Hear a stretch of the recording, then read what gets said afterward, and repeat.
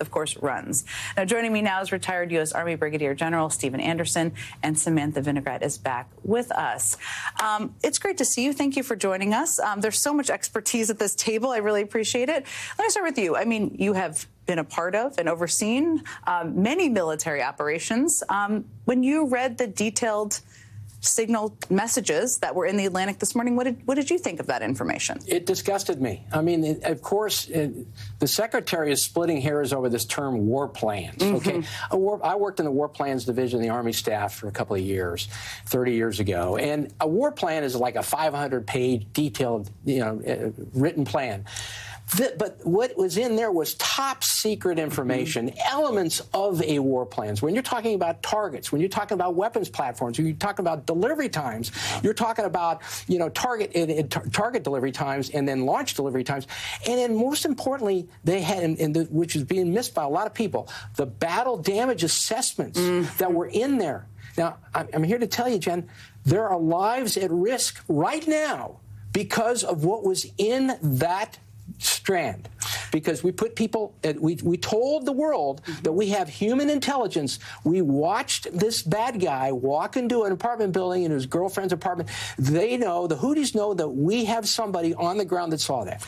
This is such an important point, and I don't want to move on yet, because the battleground assessments and what you just said about the world knowing what we know. Tell us more about, tell people at home, who's at risk, what is it putting at risk, and what still concerns you now? Because part of, as you've seen them say, is nobody was hurt, we did the operation, it's all fine. You're saying it's absolutely not fine. Poppycock, absolute poppycock. We don't know what we don't know. I mean, we don't know that who is exactly at risk. We know this. The Houthis know that we now have human intelligence. That human intelligence could have been provided by our NATO partners, okay? And of course, they were slandered in this strand as well, which is just egregious. But now human intelligence is a very, very important part of any kind of intelligence operation.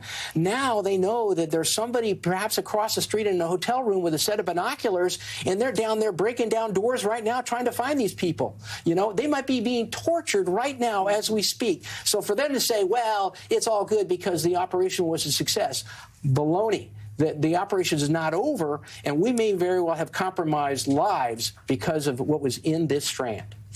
It's such an important thing to remember, and thank you for explaining that. And you raised a point that I think isn't getting enough attention either, which is kind of how our allies and partners digest this, because a lot of the intelligence, not all of it, obviously the United States has an excellent intelligence operation and gathering operation, but we do get some from our allies and partners. We have the Five Eyes cooperation where we share information.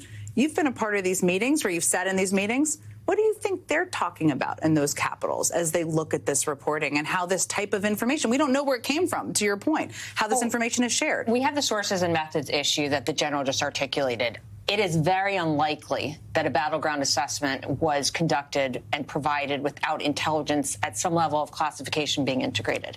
Beyond that, though, I think our intelligence partners are taking a step back and thinking, wow, should I really keep sharing my own intelligence with the United States based upon how carelessly senior officials are sharing sensitive information? We rely on our Five Eyes partners, NATO partners, and others for really critical battlefield intelligence that's then integrated into operational security plans and more. And at this point, based on the callousness with which this information is being treated and the failure to just acknowledge that there was perhaps a misuse of a platform, I think our intelligence partners are questioning whether to keep sharing as extensively with us, not to mention the fact that they likely already had concerns in this regard based upon the posture the administration has taken towards the intelligence community writ large. I think one of the things people don't see unless they've worked in government is that there are tens of thousands, more than that, of people who handle different forms of intelligence information, of classified information, protecting sources and methods in the military, in the State Department. And a lot of those people you would never be able to identify. You don't know who they are. They're just working hard every day. What would happen if somebody who was lower ranking, who wasn't the Secretary of Defense, who was a rank and file person in the military, did something like this? You and I would be fired. We'd be court-martialed. They probably violated the law. probably violated the Espionage Act. You know, now in the military, we're growing up with this principle, you know, that leadership by example. A good leader does the things that his troops do and holds himself to the same standard as his troops. Okay, Secretary Hegseth, you said accountability starts now when he took the job. Well, guess what? Accountability starts with you. You need to look in the mirror and you need to submit your resignation, because that's exactly the kind of egregious error that he has committed. He needs to resign. He has let down all the people, all the soldiers, sailors, and airmen and marine that are in his command. He's let them all down, and he told them. And for him to continue in the job is a total double standard that will degrade morale throughout the military. And Jen, I think the point is there are processes for investigating unauthorized disclosures. It's not up to us. It's not up to the court of public opinion. If there was some lower-ranking person that perhaps had engaged in an unauthorized disclosure, there might be an FBI investigation, there might be an inspector general investigation. So the processes need to play out, not just in the court of public opinion, but through the existing mechanisms in play.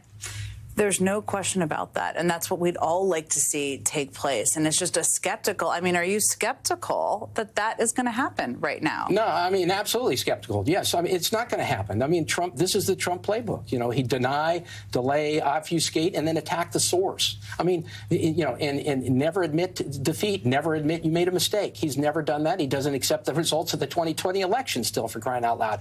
I mean, you know, and all the people were chosen not on the basis of their competence. They're chosen on the basis of their obsequious response to their loyalty to Donald Trump. And so when you pick people on the basis of loyalty, you get the incompetence, you get the laziness, you get the arrogance that we saw on display in both today's House committee hearing and the Senate committee hearing yesterday. I mean, these people have no business being. And by the way, our national security is at risk because now our adversaries know that we are being led by incompetent, lazy people, and they can take advantage of that fact. I would be shocked if that's the only small PC convo happening over a signal chat that's happened. General, Samantha, thank you both so much. Really helpful. I learned a lot during that conversation. Thank you. And